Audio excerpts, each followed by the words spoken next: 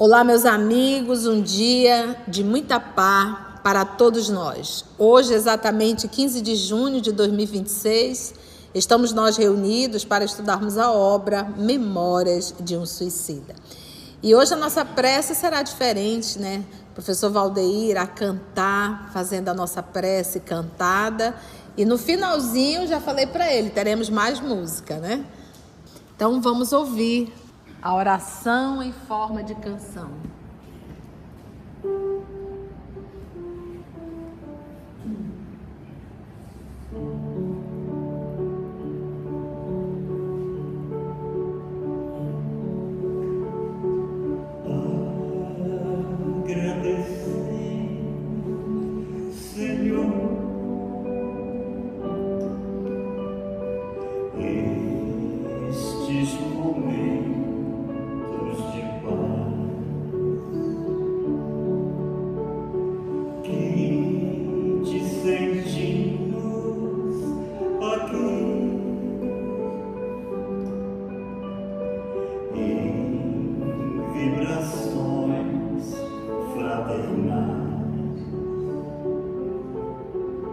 Na estrada da vida, conduz-nos ao bem, na alegria e na dor. Seja o amor nossa bandeira de luz.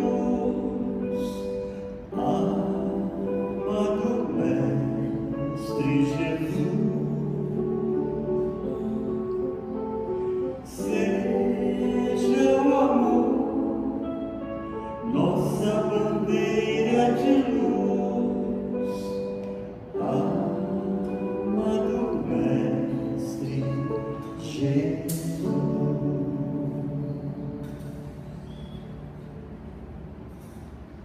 Então vamos para um novo capítulo. O Homem Velho, capítulo 19. Voltamos à Terra muitas vezes, permanecendo em suas sociedades, com pequenos intervalos desde os primórdios do ano de 1906. Múltiplos deveres ali nos chamavam. Era o campo vasto de nossas experimentações mais eficientes, porquanto, tendo de reviver ainda muitas vezes em suas arenas, tornava-se de grande utilidade o exercitarmos entre nossos irmãos de humanidade os conhecimentos gradativamente adquiridos nos serviços da espiritualidade.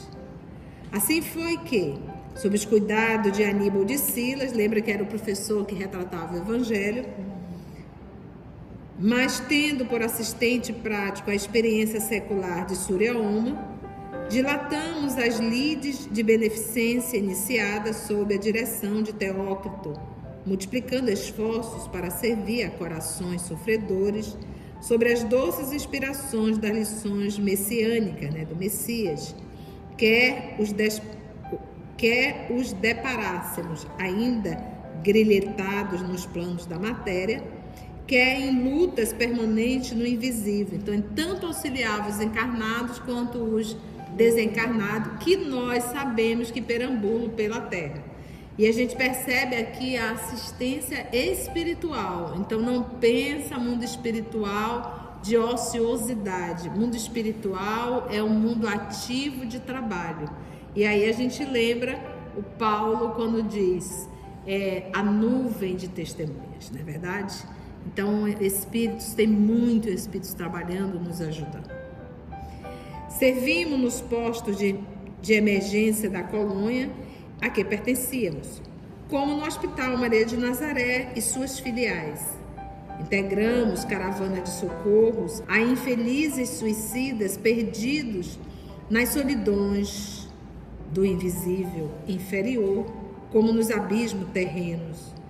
Acossados por falanges obsessoras, seguimos no rastro de nossos mestres da vigilância, aprendendo com eles a caça a chefes temíveis de falanges mistificadoras, perseguidores de míseros mortais, aos quais induziam muitas vezes ao suicídio. Olha, eles buscavam chefes temíveis porque essas falanges têm o seu líder, tá?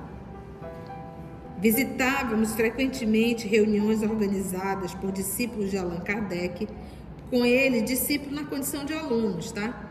Com eles colaborando tanto quanto eles próprios permitiam, né? Porque se a gente não permitir esse auxílio, não tem como a gente receber, né?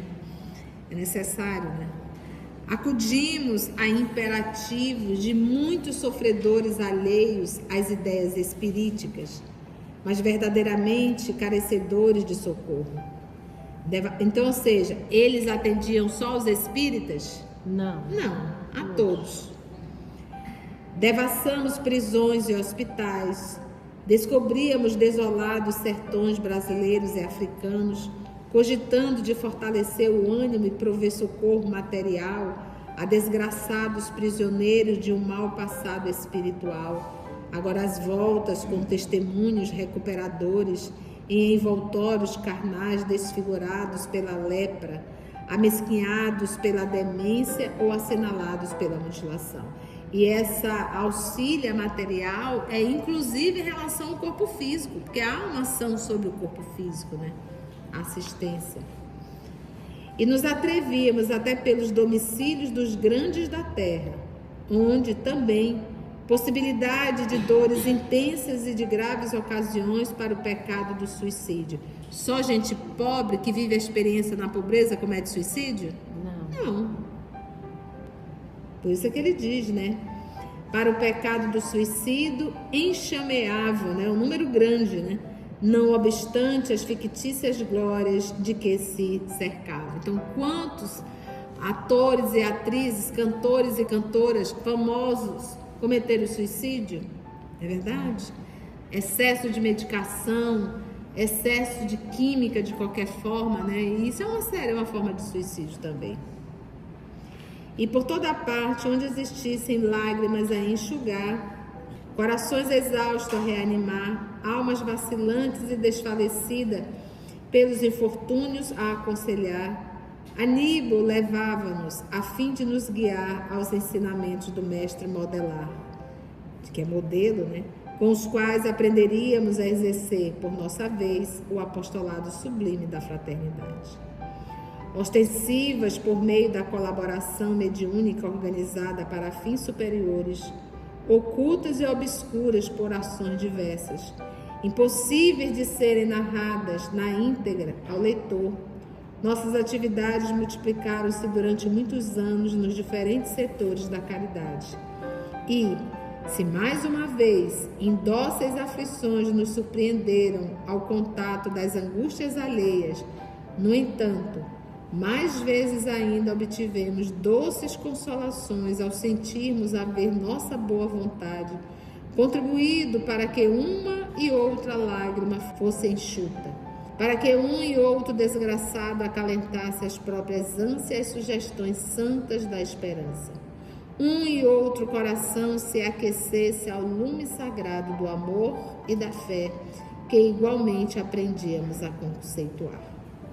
A cada lição do Evangelho do Senhor, explanada pelo jovem catedrático, que é o Aníbal de Silas, a cada exemplo apreciado do Mestre inesquecível, seguiam-se testemunhos nossos na prática entre os humanos e os desventurados sofredores, assim como análise através de temas que deveríamos desenvolver e apresentar a uma junta examinadora, a qual verificaria nosso aproveitamento e compreensão da matéria. Pensa o quê?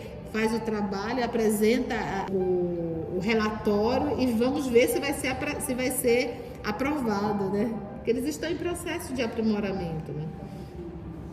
Frequentemente, pois, produzíamos peças vazadas em temas elevados e inspirados no Evangelho, na moral como na ciência, romances, poemas, noticiários, etc. Uma vez aprovados, estes trabalhos poderiam ser por nós ditados ou revelados aos homens, porquanto instrutivos e educativos, convenientes por isso mesmo à sua regeneração, e o faríamos pela operosidade mediúnica, subordinados a uma filosofia ou servindo-nos de sugestão e inspiração a qualquer mentalidade séria capaz de captar-nos a ideia a respeito de assuntos moralizadores ou instrutivos. O que ele está querendo dizer aqui? Quando um espírito psicografa uma mensagem para cá, para o mundo, ou um livro ou um romance, esse livro já foi escrito no mundo espiritual, está todo pronto e ele já foi submetido à análise. Uma vez submetido à análise, agora pode publicar na Terra. Aí agora é hora só de começar a psicografar o que já está escrito. Entendeu? Então a obra ela não é escrita durante a psicografia, ela é materializada durante a psicografia, mas ela já está pronta no mundo espiritual. Então a gente vai ver muito isso nas obras de André Luiz, alguns comentários, como ele diz: eu não tenho permissão para escrever o que eu estou vendo. E quando reprovados, que eles escreviam esse livro, quando era reprovado, repetiríamos a experiência até concordar plenamente o tema com a verdade, essa verdade com V maiúsculo, ou seja, com a lei que esposávamos e também com as expressões da arte de que não poderíamos prescindir. Os dias consagrados a tais exames eram festivos para todo o burgo, toda a aldeia da esperança. Legítimos certames, ou seja, exposição de uma arte sagrada, a do bem. O encanto que de tais reuniões se destacava ultrapassava todas as concepções de beleza que antes poderíamos ter.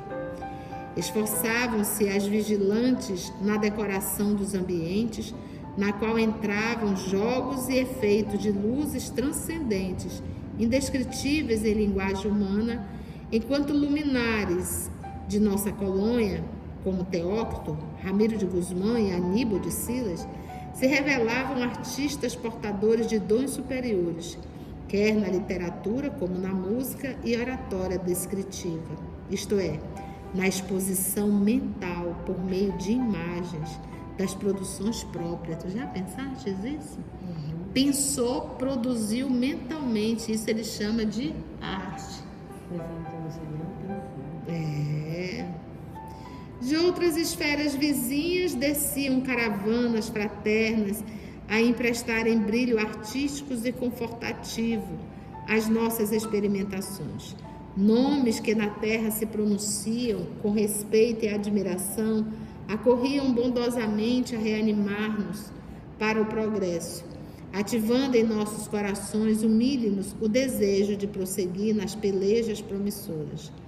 Não faltaram, mesmo em tais assembleias, o estímulo genial de vultos como Victor Hugo, Frédéric Chopin.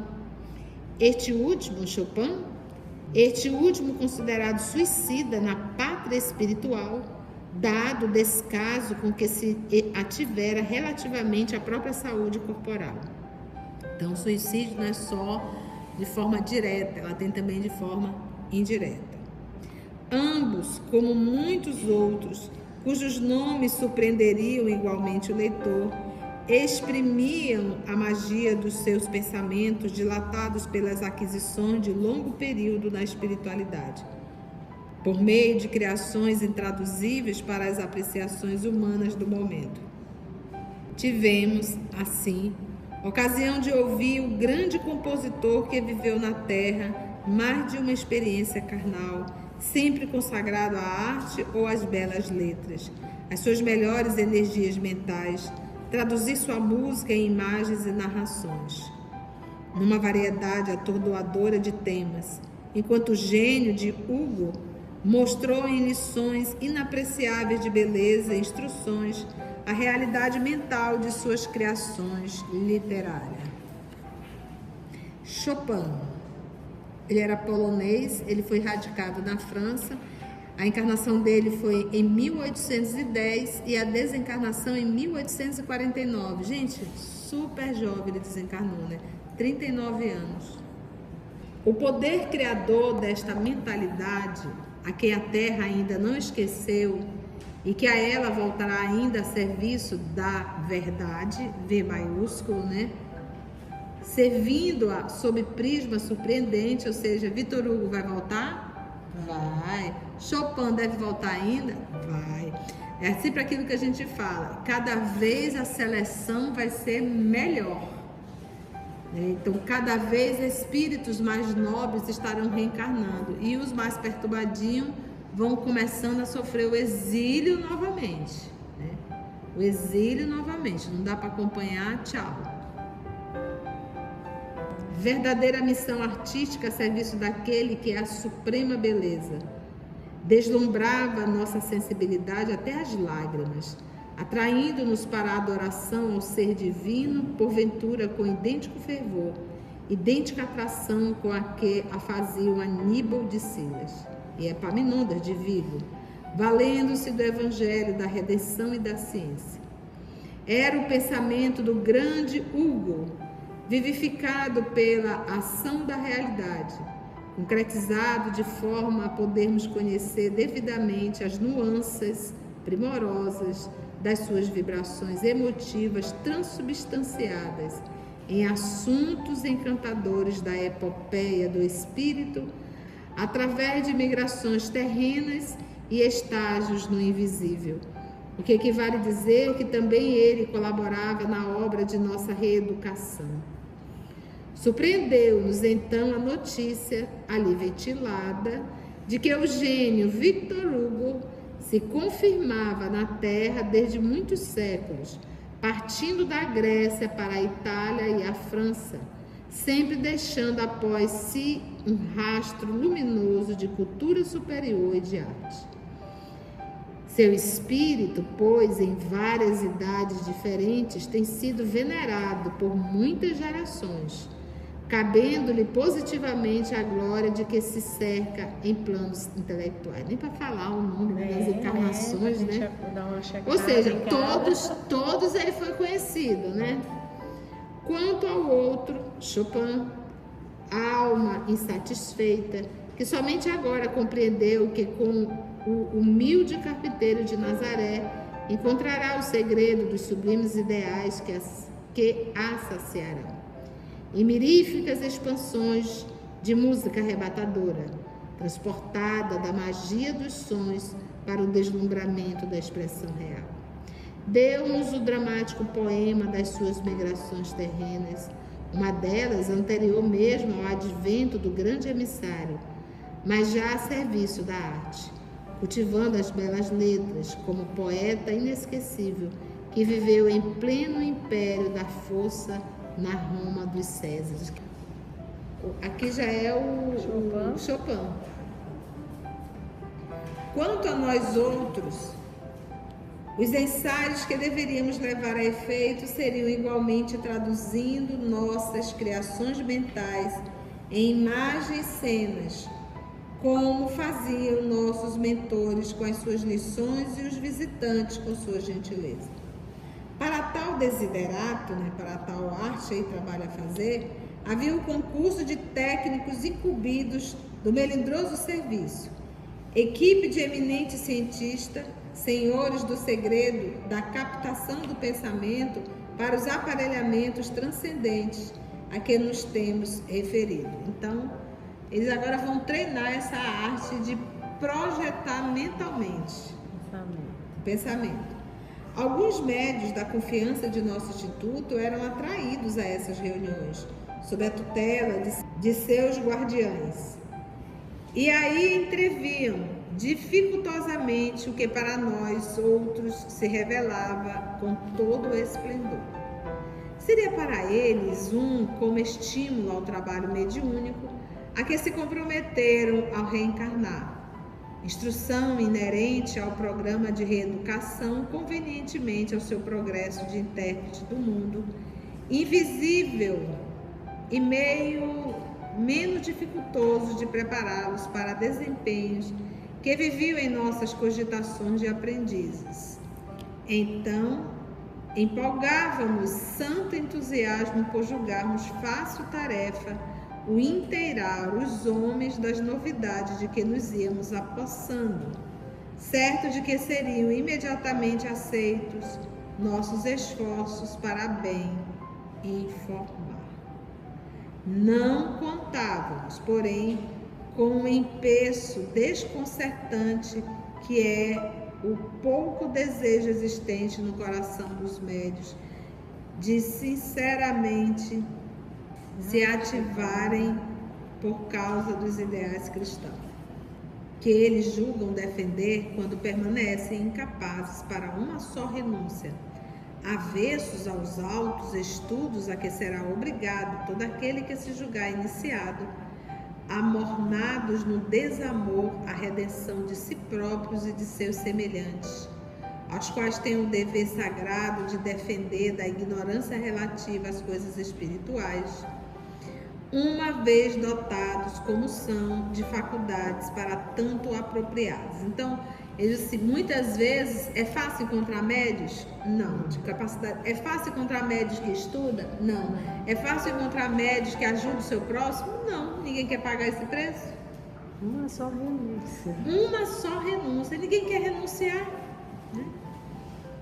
E de seus semelhantes, aos quais tem um dever sagrado de defender da ignorância relativa às coisas espirituais. Ou seja, nós temos o dever de ensinar, mostrar a realidade do mundo espiritual.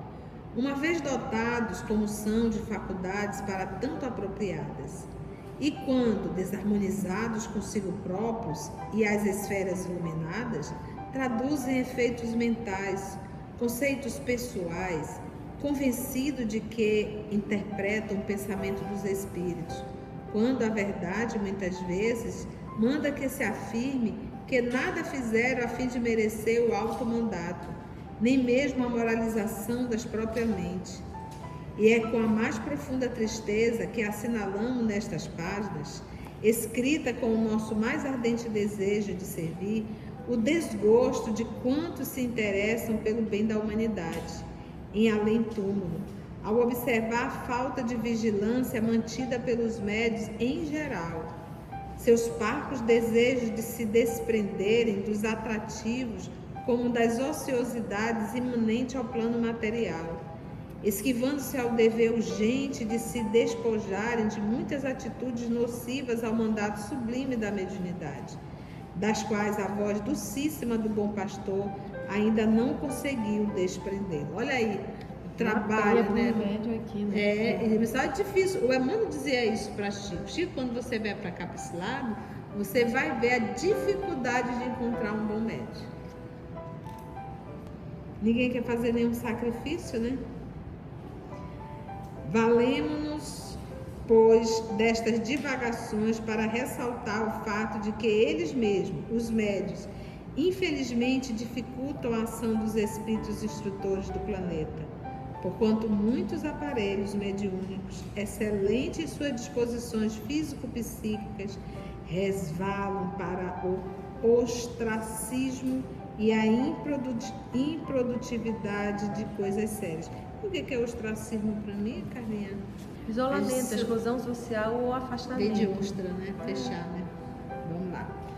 Resvalam para o ostracismo, ou seja, o isolamento e a improdutividade de coisas sérias, enquanto em torno se acumula o serviço do Senhor por falta de bons obreiros do plano terreno e a humanidade braceja nas trevas, em pleno século das luzes, prosseguindo desorientada à falta do pão espiritual, faminta da luz do conhecimento, sedenta daquela água viva que lhe desalteraria a alma, desconsolada e entristecida pelo acúmulo de desgraças.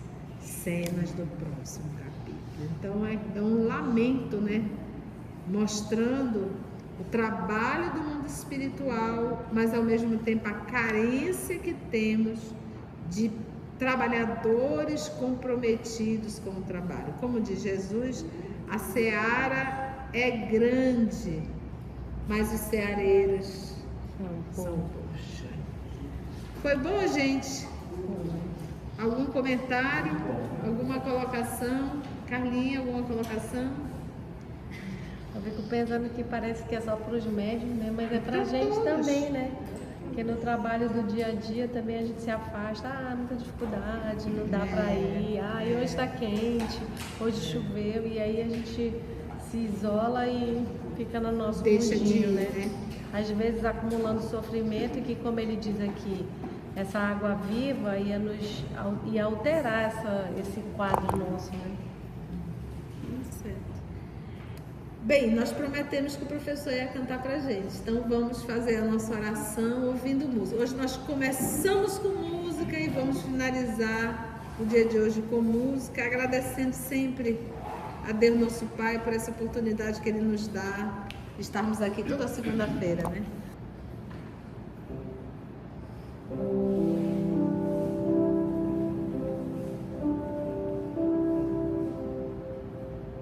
Se quiseres sentir a paz dentro de ti, escuta, meu irmão, faz silêncio e espera que volte a primavera, a força da oração transforma teus soluços em risos de esperança no amanhã que vem. Depois da tempestade surge sempre a bonança, agora mais além. Em tua longa estrada só tu tens o poder de transformar espinhos em flores perfumadas, que ao som da confiança enfeita teus caminhos. Olhando ao teu redor, verás que almas tristes te pedirão amor. Tua tristeza esquece, sorri, ampare e aquece, seja o irmão quem for. Sofrendo chuva e vento, o trigo dura ao campo, sem falar de sua dor. E quando a nuvem passa, a terra generosa desabotou em flor. Imita a natureza que se desfaz em luz até o entardecer. E quando a noite chega, o céu acende estrelas até o amanhecer. Imita a natureza que se desfaz em luz até o entardecer. E quando a noite chega, o céu acende estrelas até o amanhecer.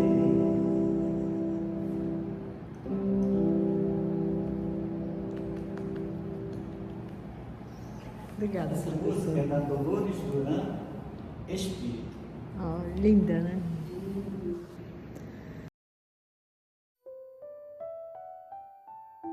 EOS Manaus. Estudando para servir ao Cristo. Visite nosso site em www.eosmanaus.org. No YouTube, procure o canal EOS Manaus. Participe do nosso grupo no Facebook. No Instagram somos @EOS Manaus. Escute e estude na Rádio Manaus de Estudos Espíritas. Estamos, também, em diversas plataformas de áudio. Procure EOS Manaus, no seu aplicativo preferido. EOS Manaus. Estudando para servir ao Cristo.